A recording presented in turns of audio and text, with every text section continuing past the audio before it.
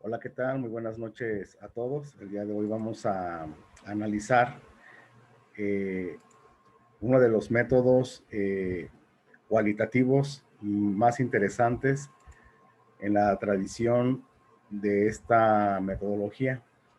Y también, bueno, pues de paso, el método fenomenológico. Vamos a explicar con un ejemplo de una intervención sociopedagógica que se realizó en base a la aplicación del Tangram como una herramienta didáctica para favorecer las capacidades superiores del pensamiento, la observación, la intuición, la deducción, la inducción, la atención, la memoria visual y bueno, entre otras más. Pero bueno, aquí lo importante es que vamos a conocer cómo se analiza una entrevista fenomenológica. ¿Cuáles son los pasos que debemos de seguir de manera puntual? Bueno, pues en primer lugar, bueno, vamos a partir de lo más práctico, de lo más sencillo, pues hay un encabezado donde colocamos el tipo de entrevista que vamos a realizar. Esta es una entrevista fenomenológica, como ustedes deben de recordar, la fenomenología es, ante todo, la recuperación de la experiencia vivida de los sujetos, de su mundo vivido. Eso es muy importante para la educación. En este caso vamos a recuperar la experiencia, la vivencia de uno de los estudiantes que participa en la intervención. Y bueno, pues se pone aquí los datos más comunes que todos conocen. En este caso, aquí tenemos la identificación del estudiante. Bueno, viene la inicial de su nombre, el sexo, la edad y el grado al que pertenece, ¿sí? Y bueno, viene alguna distinción, por ejemplo, MI es el maestro investigador, ¿sí? Y la distinción que ya decíamos del estudiante. En otras investigaciones también es prudente colocar, y algunos lo hacen, este, el narrador, quien va narrando el proceso de recolección de datos y que le va dando voz a los participantes, tanto al maestro investigador como al estudiante. Pero en este caso vamos a hablar nada más de ellos dos. Por ejemplo, aquí el maestro investigador hace una presentación al inicio de la entrevista. Puede realizarla de manera formal, en este caso no es necesario para guardar la discrecionalidad del estudiante y guardar también su identidad. Entonces nada más lo que dice, bueno, pues es buen día, nos gustaría, nos compartieras la experiencia que viviste en esta primera sesión. Es importante la experiencia, ¿sí?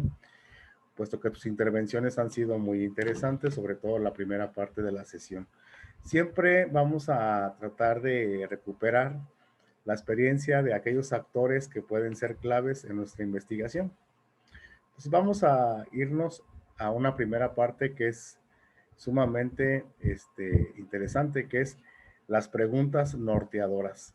En la entrevista fenomenológica se plantean de 3 a 4 preguntas, pero son de carácter norteador. No es una entrevista estructurada ni semiestructurada. Es una entrevista que se va a gestar a la luz del diálogo con el entrevistado, pero bajo una orientación muy precisa. Por ejemplo, debe de obedecer a ciertos principios fenomenológicos.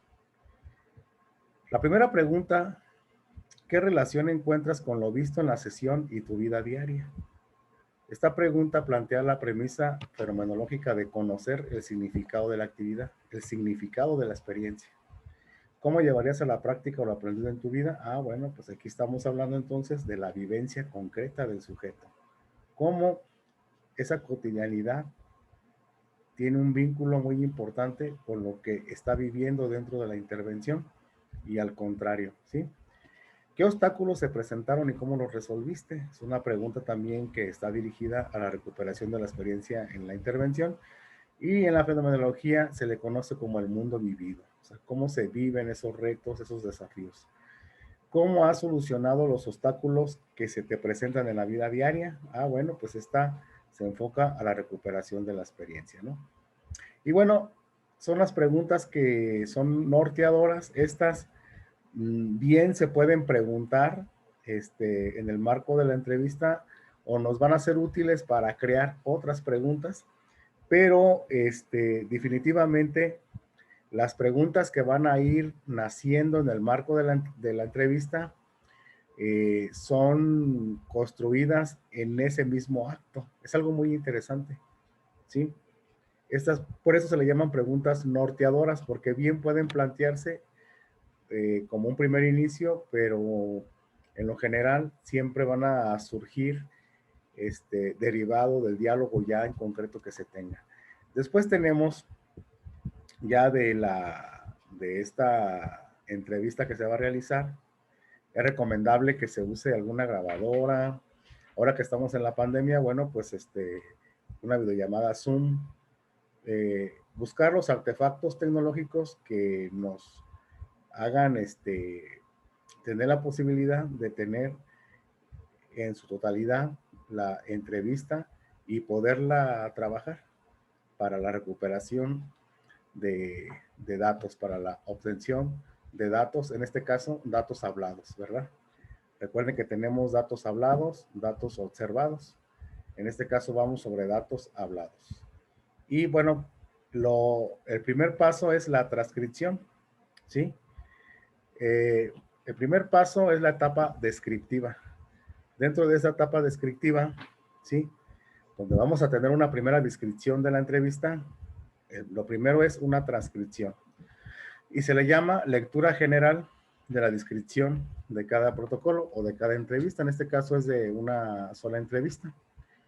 Como ustedes pueden ver, bueno, pues aquí van a encontrar una riqueza muy importante, aunque es muy pequeña la transcripción, pero van a encontrar ustedes datos interesantes. Por ejemplo, UH105 me recuerda que vivo en un mundo lleno de figuras geométricas, pero son más bien vivas, las de la naturaleza, por ejemplo.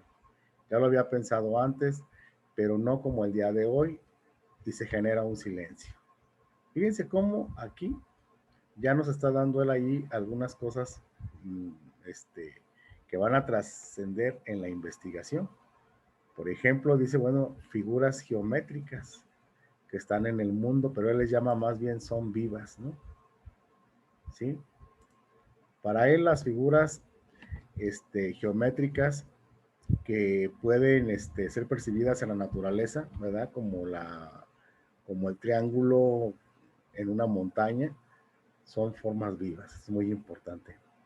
Y bueno, van a ir encontrando una serie de datos ahí interesantes. Esa es, en la primera transcripción es tal y como lo dijo. Hay que cuidar la ortografía, hay que cuidar mucho las comas, los puntos, etcétera.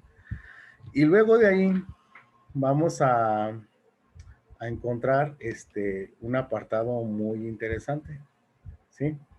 Recuerden que la lectura de cada protocolo tiene el propósito de alcanzar una perspectiva o posicionamiento del contexto, ¿sí? En el que sucedieron las cosas.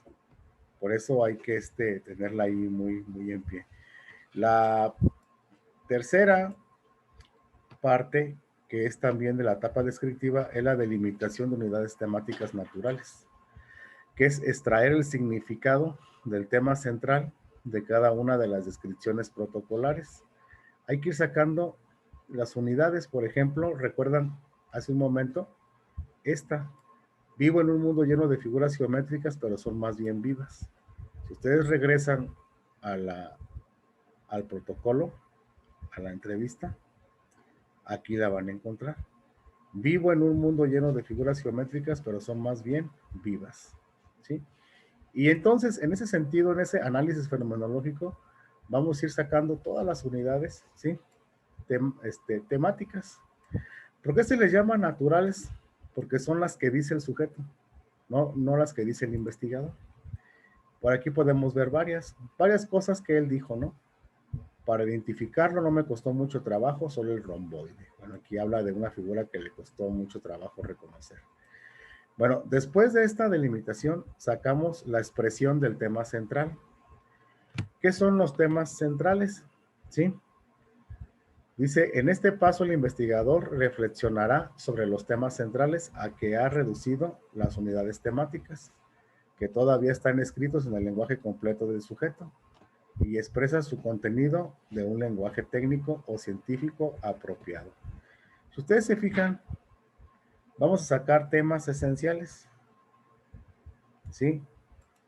El entrevistado nos habló de un mundo social geométrico, de un mundo natural, nos habló de la naturaleza como fuente de aprendizaje, nos habló del tangram, nos habló de identificar figuras, nos habló de hacer figuras, nos habló de pensar y creer. Si ustedes regresan a las unidades temáticas, aquí las van a encontrar. Por ejemplo, esta de pensar y creer. A veces no pienso mucho en cómo resolverlos, solo hago lo que creo. ¿Sí? Y aquí sacamos estas dos cosas, ¿no? Pensar y creer. Creemos que en cada unidad temática, ¿sí? Se esconden los temas esenciales que el investigador tiene que resaltar a través del análisis fenomenológico. Enseguida, de estos temas esenciales, vamos a formar categorías. Aquí ya un poco entra la mirada del investigador. En esta parte está la mirada del investigador. El investigador empieza a nombrar con su experiencia, pero respetando el posicionamiento del entrevistado, la construcción categorial, ¿sí? De todos estos temas esenciales, ¿cuáles son las categorías? El entrevistado tiene una percepción geométrica del mundo. Eso es una realidad. Ya lo vimos en la descripción y ya lo vimos en las unidades temáticas y ya lo vimos también en los temas esenciales. Tiene una descripción de los fenómenos a partir de su identificación, tanto en la entrevista, en la transcripción, en la lectura del protocolo, como en las unidades temáticas esenciales. Ustedes van a ir ubicando cómo estas categorías están allí, están presentes. Y de toda esta discusión viene una muy interesante, la categoría fenomenológica universal, la categoría central. Si ustedes se fijan, con todos los temas esenciales y con la categorización se construye el tangram, una herramienta para pensar intelectual y pensar intuitivo. Aquí nos habló de tangram, aquí está la palabra tangram, nos habló de herramienta. Aquí no viene la palabra herramienta, pero está en la construcción del investigador, porque nos dimos cuenta que el niño, sí, el entrevistado, visualiza el tangram como una herramienta en el contexto de la entrevista. Pensar y creer. Y creemos que hay un pensar intuitivo. Aunque él no lo dijo, el investigador tiene ya los fundamentos, tiene ya las evidencias de que está pensando en una categoría que se llama intuición, aunque no lo haya dicho el entrevistado. Entonces, hasta aquí llega la parte natural del entrevistado y aquí empieza un papel relevante el investigador. Empieza a nombrar la investigación, pero sin perder la naturaleza del contexto y las palabras y el mundo del sujeto. Después de allí viene la integración de todos los temas centrales en una estructura descriptiva. Es decir, todos estos temas naturales, ¿sí? Temas esenciales, categorías y categoría fenomenológica universal, va a aparecer en una descripción. Pero para eso necesitamos todavía un paso más. Necesitamos el paso número 5, ¿sí? Dice, este paso constituye el corazón de la investigación y de la ciencia, ya que durante el mismo se debe descubrir la estructura o las estructuras básicas, ¿sí? De las relaciones del fenómeno investigado. Aquí lo que vamos a tener como producto es una operacionalización de categorías para la construcción categorial, es decir, nosotros vamos a integrar a la entrevista teoría, pero de una manera muy particular. Vamos a construir las categorías, ¿sí? Desde una operacionalización, ¿sí? No solamente mental, sino perceptiva. Por ejemplo, vamos aquí a hacer un poquito más grande la hoja. Vamos a partir de la primera categoría. ¿Cuál fue la categoría principal? Acá arriba la tenemos. El Tangram, una herramienta para el pensar intelectual y pensar intuitivo. Aquí está. ¿Sí? Aquí está, miren, la categoría central. De esta categoría, ¿sí? Van a nacer una secundaria y una segunda secundaria.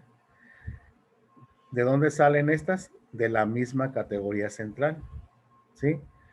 Una herramienta, por ejemplo, la categoría central es el Tangram, ¿sí? ¿Qué voy a lograr con el Tangram? ¿Qué voy a lograr? Voy a lograr identificar y describir los fenómenos geométricos, ¿sí? Y aparte, ¿qué voy a lograr? ¿Sí? Un pensar intuitivo. ¿Por qué recuperamos lo intuitivo? Porque es una categoría que no se recupera en el proceso educativo. Siempre se recupera el proceso intelectual. Y aquí tenemos una oportunidad para crear nueva teoría, ¿sí? Después de tener estas dos categorías, sacamos indicadores. Por ejemplo, de la identificación, ¿sí? ¿En dónde las identifica el sujeto? En el mundo social y en el mundo natural.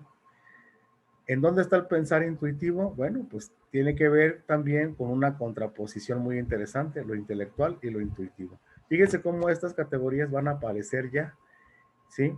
En la integración, ¿sí? Vamos a integrar toda esta parte. Esta operacionalización es una operacionalización mental, ¿sí? Que va a construir una teoría nueva, pero que viene desde todo este proceso, ¿eh? O sea, no nace de la nada. Eso es lo bonito de este tipo de metodologías. Y ahora vamos a integrar, ¿sí? En una descripción todo esto, pero sin perder lo que el sujeto nos dijo, ¿sí? En la entrevista, por ejemplo, la percepción del mundo social y natural desde una perspectiva geométrica de UH-105 viene de la lectura de su propia realidad. Eso es muy importante. Sin embargo, esta percepción no ha sido vinculada con la tarea formativa de la educación que imparte la escuela, lo cual impide que identifique algunas piezas como el romboide. Recuerden que él habló en la entrevista de que se le dificultaba el romboide.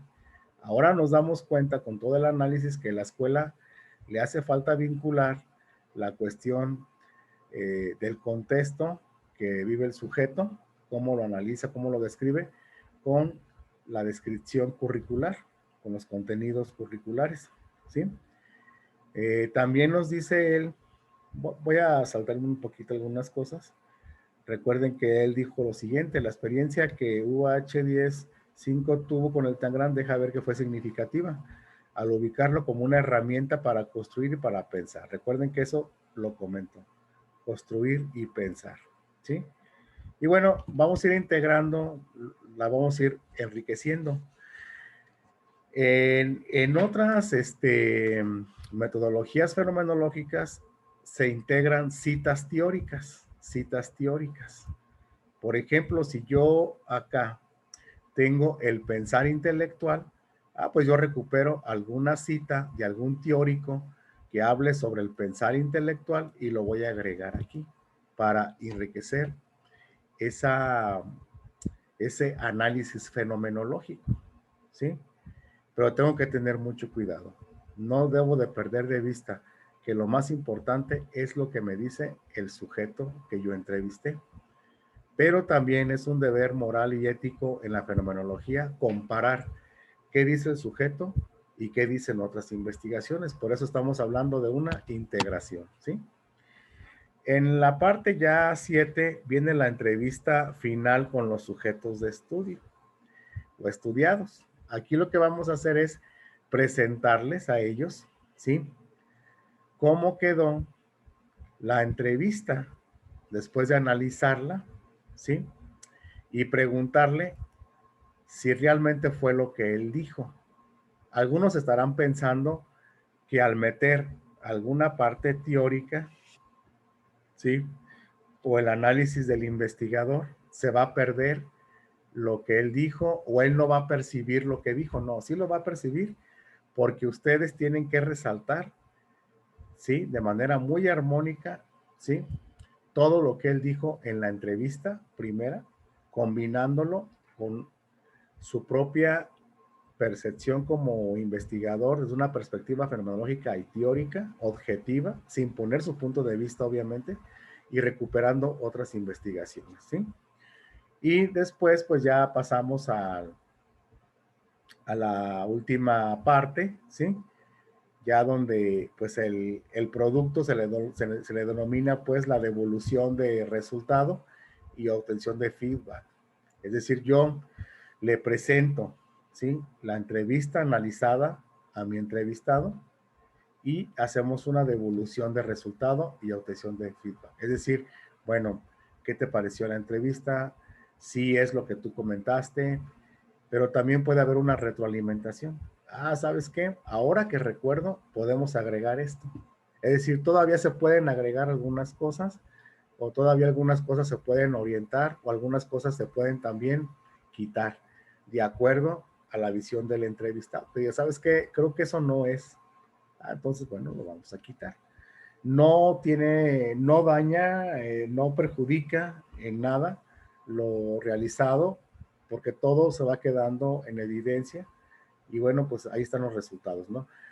El 8, ya el último paso en este tipo de análisis son los resultados globales y siempre se va a manejar en retos y desafíos. ¿Qué es lo que tenemos que hacer? Derivado de todo el análisis, nos queda claro que tenemos que educar junto a la naturaleza y la sociedad, que fue lo que el entrevistado nos hizo ver, ¿no? Nos hizo ver que en la naturaleza había un caudal de fenómenos donde él se anclaba para muchos de los aprendizajes que la escuela no toma en cuenta, pero también nos habló de un pensar, ¿sí? Intelectual, de un pensar intuitivo, que para él es, a veces pienso que las cosas pueden ser así, está utilizando la intuición, ¿no? Y nos deja también esto, el Tangram como herramienta, ¿no? ¿Quién dijo el Tangram como herramienta? El propio entrevistado. Entonces son cosas que van quedando como resultados de la entrevista y que podemos nosotros afirmar, que bueno, que con una descripción ya en nuestra investigación, que estos son los retos en nuestra intervención que estamos realizando, ¿no? Que el estudiante en esta primera intervención reconoce el Tangram como herramienta, que reconoce que hay dos tipos de pensamiento o de razón, sí, de pensamiento intelectual, que es que lo asocia más a la escuela y a los libros, y el pensar intuitivo, que lo asocia más a la vida. Y también educar a la naturaleza y la sociedad. Entonces el análisis que, que proponemos en esta ruta. En el caso con otras compañeras o compañeros hemos visto otro enfoque de análisis, lo cual también es válido. Hay muchos enfoques para analizar una entrevista desde la fenomenología. Este es uno entre muchos que nos pueden ser útiles.